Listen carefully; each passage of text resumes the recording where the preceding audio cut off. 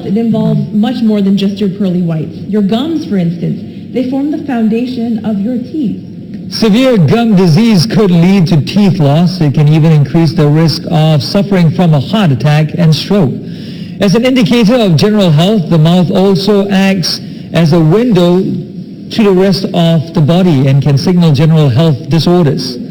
Well, to talk about oral health, we have orthodontist Dr. Bryce Lee. He's a member of the Association of Orthodontists, and Marlene Teo, an American board certified periodontist from TP Dental Surgeons. Also on the show, Tomoko Marutani will share her experiences with wearing braces as an adult. Welcome to the show, everyone. Good morning. Now, we'll start with the doctors. Now, it's amazing when you can just tell by looking at someone's teeth that they're actually in the pink of health. Is that correct? Well, generally, yes, you can. Teeth, basically, patients nowadays are very conscious about the teeth and the appearance of the teeth, and general well-being of a person reflects from the teeth, the good function of the teeth as well.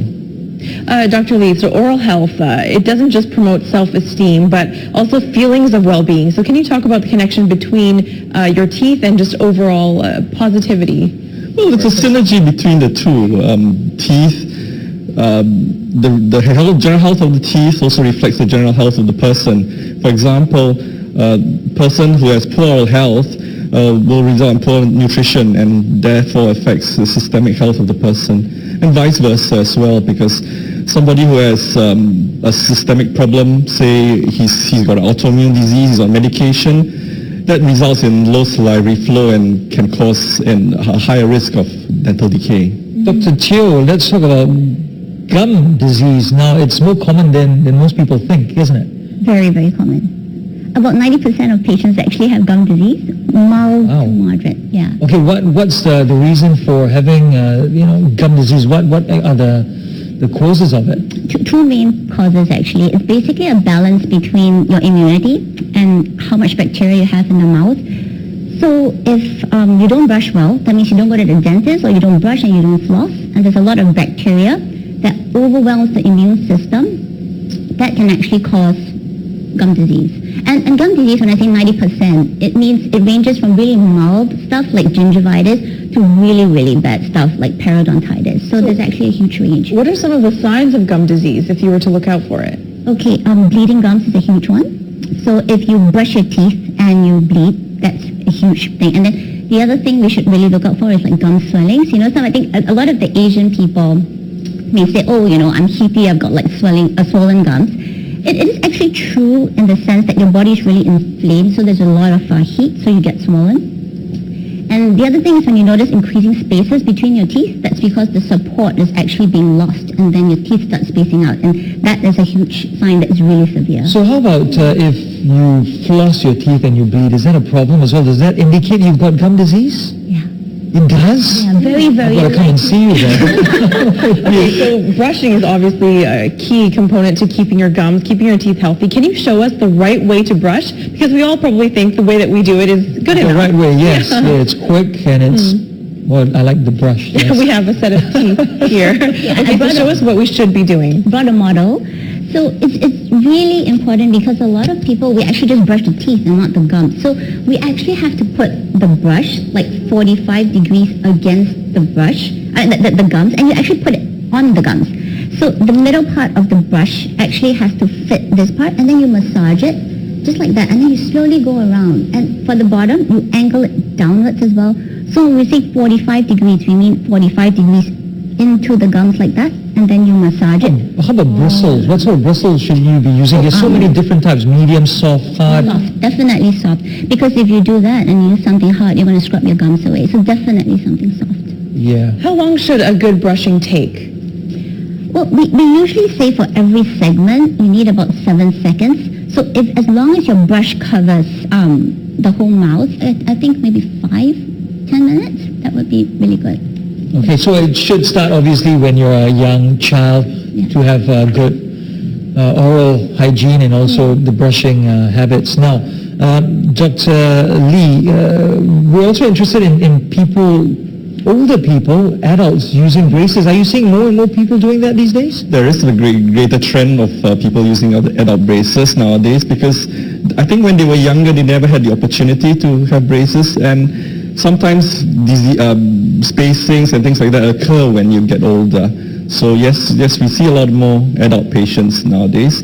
And adult patients, there isn't an age limit for adult patients, but adult patients tend to need a more team approach to treatment. So sometimes it's not just the orthodontist that is required to treat an adult patient. It also may involve a periodontist like Dr. Teo or a crown specialist, because we need to work together sometimes in synergy. And Tomoko, you wore braces for some time as an adult. Can you tell us why you decided to do that? Like Dr. Bryce Lee said, I really didn't have the opportunity to have braces when I was a child. Also in Japan, I'm Japanese. In Japan, it's not that common, like as in US or something, so I didn't have the chance. And I always didn't like my front teeth sticking out, and then my lower teeth was a bit crowded. So it's difficult to brush my teeth and stuff, so I always wanted to do it. And at some point I just decided I just do it. Okay. Dr. Teo, I'm curious to find out whether as an adult, using braces, is it going to cause problems? Is it going to affect maybe your gums? Are they going to be able to take braces, especially when you get older? Okay, that's a really good question, because we get asked that all the time.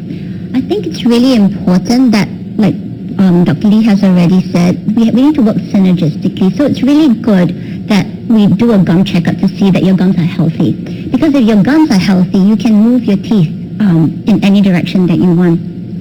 But if you have existing gum disease and you put braces on them, you can really loosen your teeth and the teeth can fall out. So it's really important that you need to have good gum health, and then you go for braces. And braces does not cause gum disease. It's basically poor oral hygiene or not understanding how to look after your gum health that makes it not good. And so Tomoko obviously had healthy gums, so you could wear those braces. Any regrets on wearing them? No, I'm really happy with it. Seeing my teeth moving and line up. Yeah, I'm really happy with it. A little bit of pain though. Yeah. If you have maybe a slight issue with gum disease, can you reverse it? Can you see a periodontist and get it sorted quite rapidly and stop that whole decline? There is a huge range of gum disease problems. If it's really mild and when it's in a situation where we call gingivitis, it's completely reversible. So if it's just bleeding and it's gingivitis, you brush, you see a dentist, you go right back to zero. But if you have gum disease where there's bone loss already, then it's really difficult to grow the bone back. And as a periodontist, what we can do is basically just to stop the gum disease from progressing. But either way, you need treatment, because you can either reverse it in the early stages or at the later stages you halt it. Mm-hmm. Dr. Lee, let's tackle some myths about oral health. One of them is the whiter your teeth are, the healthier they are. Is that true? No, generally it's not, because we all come in different shades, and teeth as well come in different shades and colors. The thing we need to look out for is if a tooth of a certain shade starts getting darker or changes its shade, then that might be an indication of a problem. Apart from that, no, that's not true at all. Okay. And another myth is dentists are out to get you. Bad breath is that French, I think we were referring to that French dentist who was called the beast of some part of France. He was actually pulling people's teeth out for he was very sadistic. So I'm quite certain our dentists are not like that at all. Mm-hmm. Well, thank you very much for coming in. And we were speaking with orthodontist Dr. Bryce Lee and periodontist Dr. Marlene Teo about oral health. Thank you so much for coming in today. And for adult viewers in Singapore who want straight teeth, it's never too late for braces. Find out more at a free talk on the 21st of May by the Association of Orthodontists at KKH Women's and Children's Hospital. Next week, Health Matters starts its 4-part series on aging. The first examines the challenges the region faces with what some have termed a silver tsunami. If you have concerns, comments or questions on the issue, please tweet us at LandCNA and at Teresa Tang CNA. And remember, Hashtag yes. First Look Asia.